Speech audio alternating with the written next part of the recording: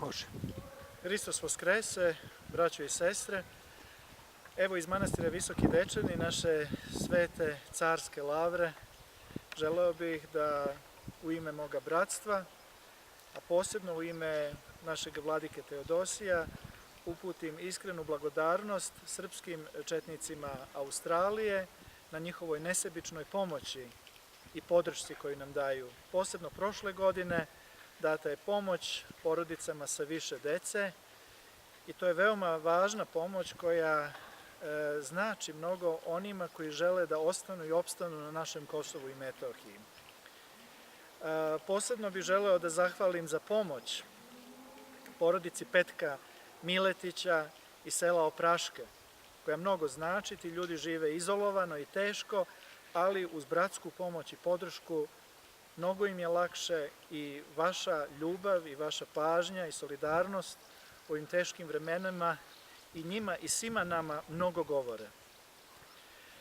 Kao što i sami znate, na Kosovu i Metohiji mnogo je problema i teškoća, suočavamo se sa velikim nevoljama i opasnostima. Najteže je našem narodu, onima koji žive potpuno okruženi Albancima, vrlo često u potpuno netolerantnoj sredini, sa mnogo provokacija.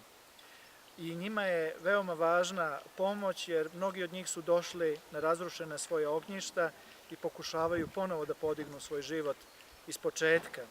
Takođe imamo naše narodne kuhinje koje prehranjuju svakodnevno oko 2000 lica koje su socijalno ugrožena, a takođe naša eparhija pomaže i drugim brojnim siromašnim Srbima koji jedva spajaju kraj sa krajem. I pomažemo takođe i siromašnim učenicima i studentima, a hvala Bogu i naša bogoslovija, zahvaljujući trudu vladike Teodosija i podršci našeg patrijarha i crkve, sve više napreduje, pa imamo i učenika. I time pokazujemo da ostajemo i opstajemo na Kosovu i Metohiji uz vašu pomoć i vaše molitve, i ako Bog da i molitvama Svetog Kralja i svih svetih naših, ostaćemo i dalje. Da ste nam dobro došli kada opet dođete i još jednom veliki pozdrav bratski iz manastira Visoki Dečani. Hristos Voskrese!